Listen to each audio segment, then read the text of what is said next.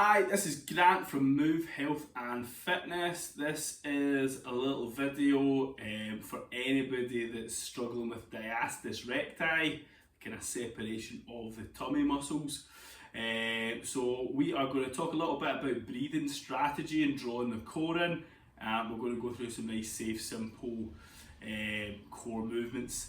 What we need to learn to do is to be able to draw your breath in, engage the core properly whilst moving. So there's definitely some more challenging core exercises out there that you could be using, but what I would say is you need to make sure you can incorporate the breathing side of things before you move to the next level. So this is a nice, simple, safe starting place. So the first thing we're going to do is draw our breath in. So equipment wise, actually should have said stuff that comes in handy for this. I'm going to do this in my socks so that I can slide my feet along the mat. Depending on your surface, you might want to use a pair of sliders. These come in quite handy depending on what your surface is. Again, they slide quite nicely on carpet. The other thing you could do is, if you've got wooden floors or tiles at home, you could just be using dish towels under your feet as well. They work quite nicely for a kind of slider type motion. I've also got a wee yoga or Pilates ball here. This could also be a football or a kind of foam roller, just something to go between the legs, and a wee timer. But you can just use your phone if that makes things a bit easier. So we're going to work on drawing the breath in to start with. So we're going to lie on our back, and what we're looking to do here is exhale fully through our mouth. When we're doing this, we're looking to feel the obliques, the side tummy muscles come in and get a little bit of engagement at the bottom of the breath. We want to try and maintain that little bit of engagement as we inhale back in through the nose. So it's going to look like this. We are going to exhale fully through the mouth.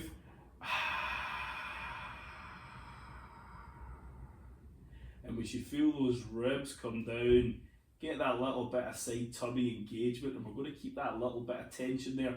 My pelvis is just naturally kind of tucked up just a wee bit there as well.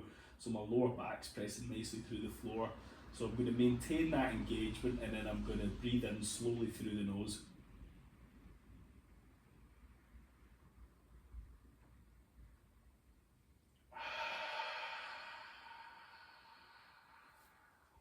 And on every exhale, we feel those core muscles drawing in, and that's where we need this really long, soft exhale to kind of encourage this.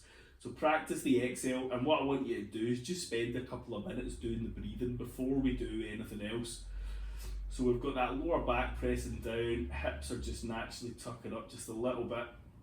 Nice long exhales.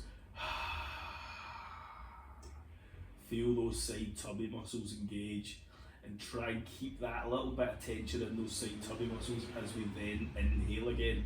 And this is learning to keep a little bit of tension and get into that better breathing strategy.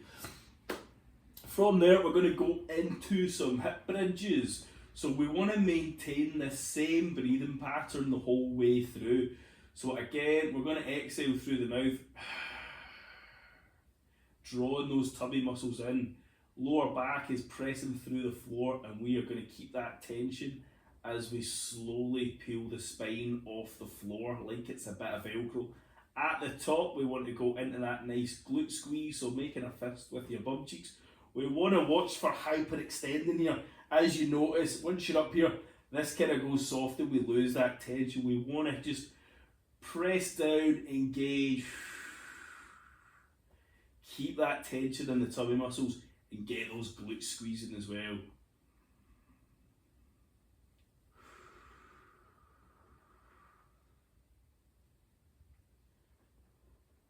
Peeling that spine off the floor like it's a bit of Velcro.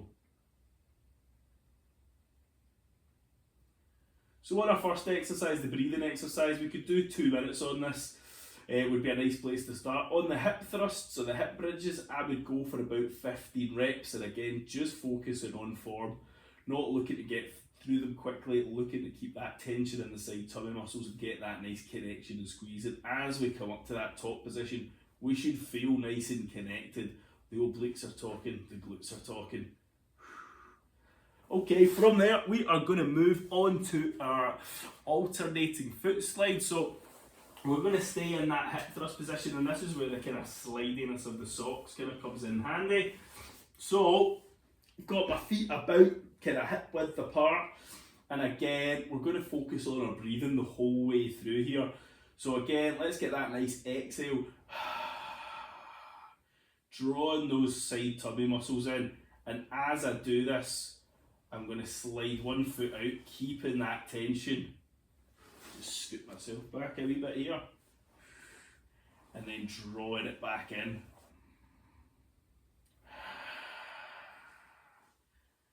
Again, just sliding that foot out, drawing back in, and keeping those side tummy muscles nice and engaged.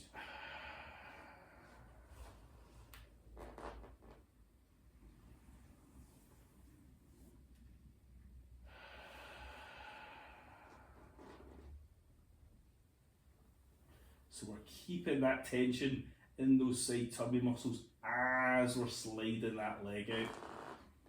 Getting the two things working in time, the breathing, the tension in the core, and that little bit of movement in there as well. So on these, a good place to start would maybe be 24 reps, 12 on each side, and we're alternating all the way through. From there, we're going to move into a bird dog. So again, we're going to use the slidiness of the socks and the mat. We're going to be in the box position. We're going to make sure our pelvis and our chin are just slightly tucking in. So we're making that nice box. And we want just that little bit of rounding in the back there. We want to make sure we're not in this kind of arch switched off, I can't really feel my core muscles position. So again, just tucking that chin and tailbone in towards each other. We're going to maintain that nice round back, and we're going to use the breathing again. Feel for those tummy muscles, and we're going to slide out. And coming back in again. Staying in that slight tuck with the pelvis. Pause at the top. We want that nice straight strong leg at the back. My glute is engaged, and I'm almost thinking about pulling my arm that's out in front into my socket on the shoulder, and also my leg that's at the back. I'm trying to suck it in, although it's coming out behind me, and all the while I'm maintaining that nice tuck. Done right, you should be really challenging. It is very easy to go through the motions, doing a really shit rep and getting nothing from this. So let's make sure we stay tucked. We're thinking about the breathing, thinking about the tension, staying connected the whole way through and getting full benefit. Okay, on the bird dog, again, a bit like the foot slides, I would aim for 24 reps in total, 12 on each side, alternating all the way through. From there, we're going to do a side plank raise. We're just going to do this from the shortened lever position. So we want our elbow underneath our shoulder. We are going to tuck our legs back below the knees to make this a little bit easier. And again, we're going to focus on your breathing. We're going to draw the tummy muscles in and feel that rib cage come down. So we're going to exhale. Feel for that little bit of engagement. We're going to come up. Nice, keeping that tension as we move and as we breathe. And we're going to do this as a raise. So we're just raising up,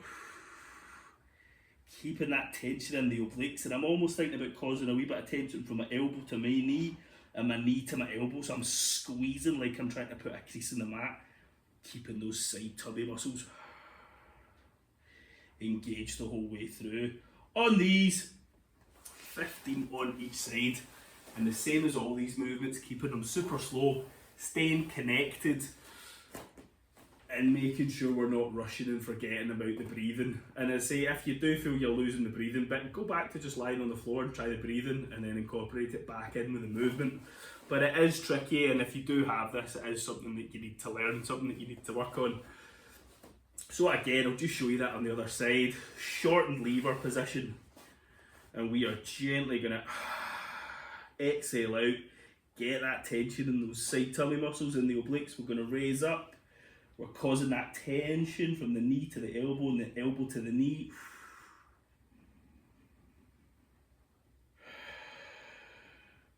We're keeping that breathing nice and slow and deliberate. Okay, moving on, we're going to finish with a supine ball squeeze or roller squeeze. So we're going to be on our back, and you can use a foam roller for this if you've got one. These wee small yoga Pilates balls are really good. And a wee bit like at the start, we're just going to be back, lying on our back. And this time we're going to get that as much tension as we can. So we're going to exhale everything out. And I want you to really hold as much tension through your core. And I've just got a wee bit of a gentle squeeze on that ball there as well. And what I want you to do here is just hold tension in the core for the minute. So nice soft exhales, but keeping that tension.